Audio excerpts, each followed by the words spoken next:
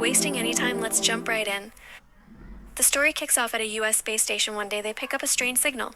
According to it, a UFO is racing toward Earth at incredible speed. As soon as the general finds out the UFO has already landed in his area, he immediately tells his assistant, "Get Burke here right now." Within minutes, a man named Burke is brought to the military base.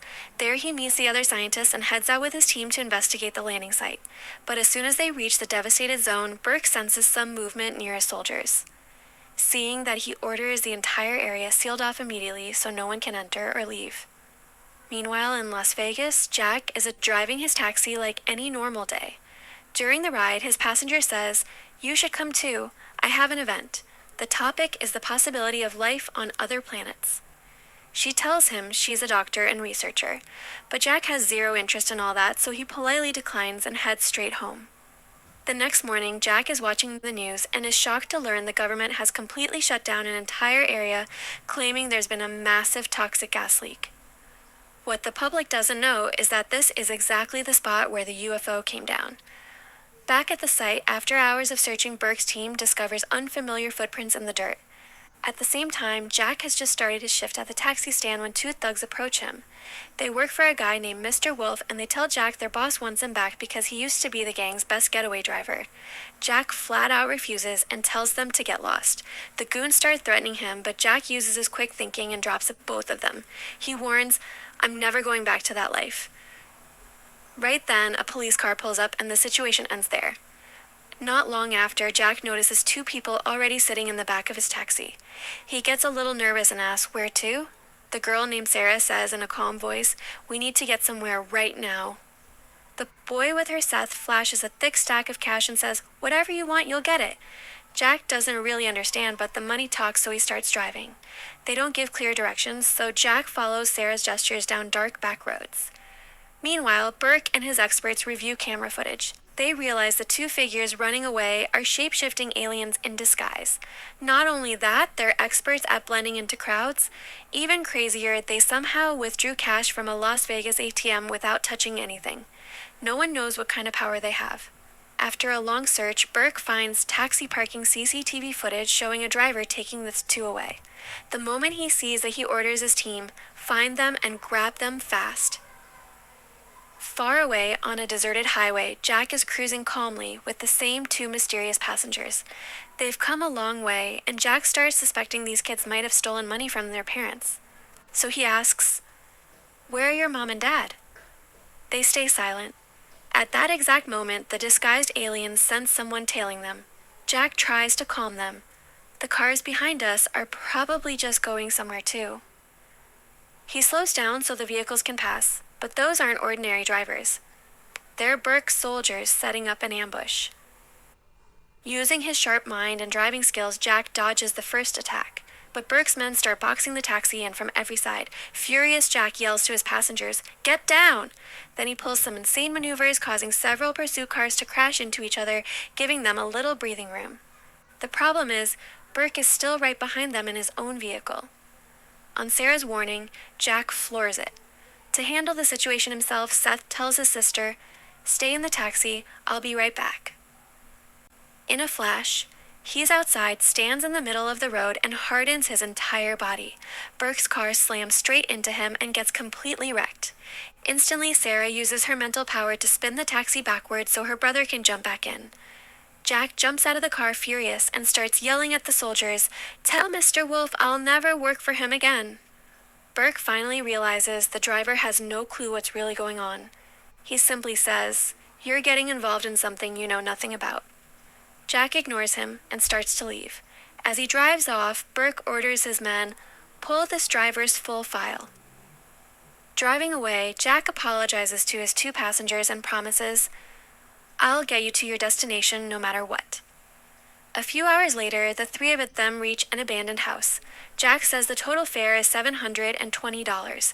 Seth hands him way more cash without even counting, and both get out. When Jack sees he's been given far more than needed, his conscience kicks in. He decides to follow them and return the extra money. Just then, he hears screams coming from inside the house and goes to check. Inside, he finds both of them hiding behind the sofa. Seth tells him to leave for his own safety, but Jack refuses. Suddenly, their tracking device picks up a signal and they start moving toward it. Hesitant but curious, the taxi driver follows. What he doesn't know is that a deadly creature has been watching them from the darkness. In the kitchen, Seth uses his device to open a hidden passage inside the fridge. Scared but determined, Jack goes in with them. Moments later, the three of them emerge through a secret tunnel into a bizarre basement that looks like a hidden alien world. Seth senses the signal coming from a slimy orb. Sarah places her necklace on it, revealing a unique object. Stunned, Jack asks, "What is this thing? Why go through all this trouble for it?" Seth explains, "If this device falls into the wrong hands, our lives are over." Jack says, "We can't waste a second. More people could be coming." Right then, they hear something approaching. Knowing he can't protect them, Jack shouts for the siblings to run. They hide in the bushes while Jack grabs a wooden stick from the house to face the intruders. It's the same monster that was lurking in the dark. Jack can't hold his own against the beast and dives into the bushes to save himself. Soon the creature starts smashing the hanging alien objects. Using that distraction, the three try to escape. The issue is Jack loses sight of the siblings and suddenly the monster grabs Sarah. Seth immediately tries to distract it, but the creature throws him aside. At the perfect moment, Sarah breaks free. Now Jack charges the beast alone. When Sarah sees her brother fall, she hurls a burning orb straight at the monster, stunning it for a few seconds. The trio tries to flee, but Seth gets shot and passes out. Jack scoops Seth into his arms and they all rush back to the taxi and speed away. During the drive, Seth wakes up. Jack angrily demands, "What the hell is really going on?" At that moment, an alien drone appears right in front of them. Jack swerves off the road to dodge its attack. They hide in a tunnel. Sarah explains, "That creature chasing us is a siphon, a predator engineered only to hunt and eliminate its target." Seconds later, the drone hovers at the tunnel entrance again. Jack's heart pounds. Luckily, the machine doesn't spot them and they slip out via railway tracks. But moments later, an alien spaceship attacks from above. Crossing a bridge, Jack dives into another tunnel. This time, the ship follows inside. Sarah uses her powers to boost the taxi's speed. Suddenly, a freight train barrels toward them. The train driver slams emergency brakes. The trio escapes, but the train collides with the spaceship, destroying both in the explosion. Without wasting a second, they get out. Furious at everything, Jack demands the truth. "Who are you people really?" Sarah levitates objects inside the taxi and explains, "We can do this because we have complete control over our minds." They continue their journey while the monster survives in the wreckage, slowly healing its wounds. A few minutes later, Jack leaves his taxi at a roadside mechanic and the three wait at a nearby diner for repairs. Burke calls Jack's phone. "I'm right outside. Bring the kids to me immediately, and in return I'll wipe your entire police record clean." Jack refuses outright.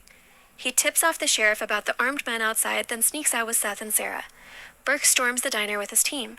The sheriff asks what's happening. Burke stays calm, signals his men to raise weapons on everyone, but the restaurant staff pulls out their own guns and stands with the sheriff to protect the people. While Burke talks to the sheriff to cool things down, a waitress quietly approaches Jack and his group and leads them out the back. Seth uses his molecular power to open a ceiling hatch and they escape onto the roof without being noticed. But as they climb down, Jack bumps into a dog that starts barking loudly. Sarah calms the animal with her power. Jack sprints to the mechanic, grabs the taxi, and they peel out. Burke spots them and orders pursuit. Sarah disables the engines of the chasing cars with her mind, letting Jack blast through the convoy. Burke is about to fire when the dog bites his hand and runs off.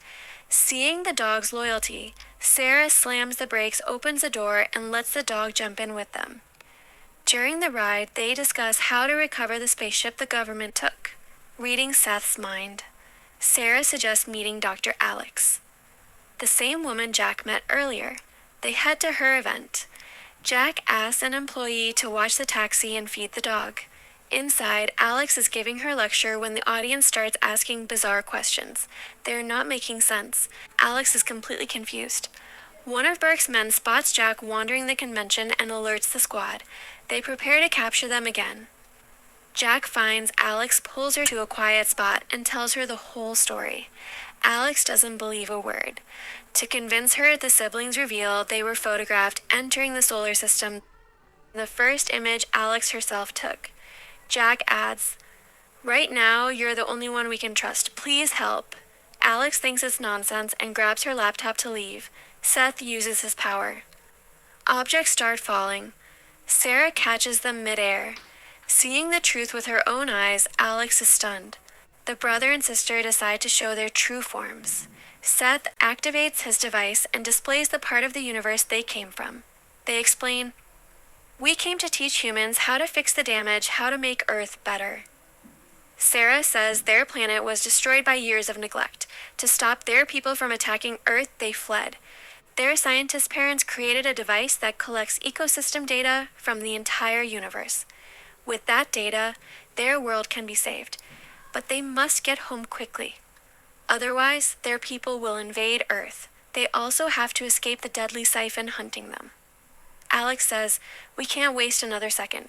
Using contacts, she takes them to astronomy expert Dr. Harlan. After hearing everything, Harlan still doesn't realize the kids are aliens, so they don't tell him. Alex asks, "Do you know where the government would take a spaceship?" Without hesitation, Harlan says, "Probably Witch Mountain. The whole area is under heavy Secret Service guard." He shows them the location. Before leaving, Harlan warns, "Don't trust anyone until you're inside the facility." Alex tells Jack she'll meet him soon. She needs to grab her things, but while talking, Jack gets distracted. The siblings vanish from sight and Mr. Wolf's men grab him. They growl, "You shouldn't have ignored the boss's call." Jack knows he has to escape fast. He spots a cosplayer's prop weapon, snatches it, and fights off the thugs with incredible skill. Then he races to find Seth and Sarah. At that moment, Burke arrives with his team. The siphon also infiltrates the convention, hunting its prey. Jack reunites with the siblings and says, "We have to get out now." Suddenly, they see the siphon climbing onto the stage. Before it attacks, Sarah uses her power to hurl a massive metal structure at the monster, knocking it back. They seize the chance and run. Seconds later, Burke locks down the entire hall. The place is surrounded by soldiers. The heroes realize they're trapped. Jack tells Sarah to read his mind. In a flash, she understands the plan. She uses her power to make everyone nearby win on lottery machines. People go wild cheering. In the chaos, the group blends into the crowd with Alex and escapes. Outside, they jump in a car and speed away while authorities chase. The taxi gets boxed in again. Just as surrender seems inevitable, Burke realizes the car he's surrounding actually has Dr. Harlan, who distracted him so Alex and the team could escape in another vehicle. Now, Alex's team has a clean car with no tail. They locate Witch Mountain Drive through the forest and reach a high vantage point overlooking the base entrance. Seeing the tight security, Alex and Jack say there must be a tunnel or way in. Suddenly, the siblings collapse unconscious. Burke's men capture Alex and Jack and take the aliens prisoner. Jack attacks the soldiers in rage but gets subdued easily. Burke threatens, "Interfere with my mission and you'll pay dearly." Fear of going back to prison forces Jack to surrender. In the military van, Alex scolds him for giving up so easily. Jack says, "How can I ruin my life to save aliens?"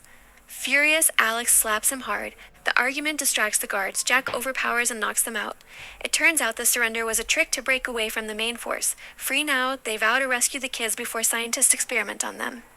Alex and Jack sneak into the facility through air ducts. They land quietly and search for the aliens. Reaching the lab area, they hide and plan.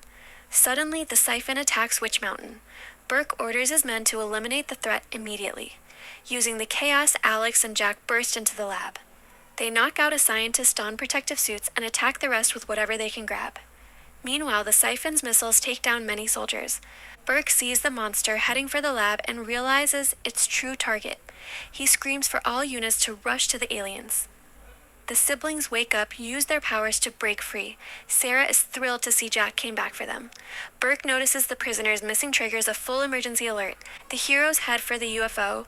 Seth's locator shows the path. Alex disguises as a scientist and fools employees, announcing, "Burke's orders, evacuate the facility now. Anyone asking questions gets severe punishment." She clears the way. Burke sees no guards at the UFO and races to stop them. Seth quickly attaches his device to the ship. It powers up and the main door opens. Alex and Jack are amazed. Before they can enter, Burke and guards recapture them. A soldier accidentally fires. Seth stops every bullet with his power. Panicked, Burke orders ceasefire. The siphon smashes through a wall. Everyone's attention shifts. Jack yells for everyone to get inside the ship. Soldiers chase but get caught in the siphon's attack. Engines and navigation activate. The aliens prepare for takeoff. In the tight space, they strap in and blast forward. Seeing thousands of bullets raining on the siphon, Seth tells everyone to hold on, then rams the ship straight into the monster, obliterating it. Burke orders all exits sealed, but the aliens don't stop.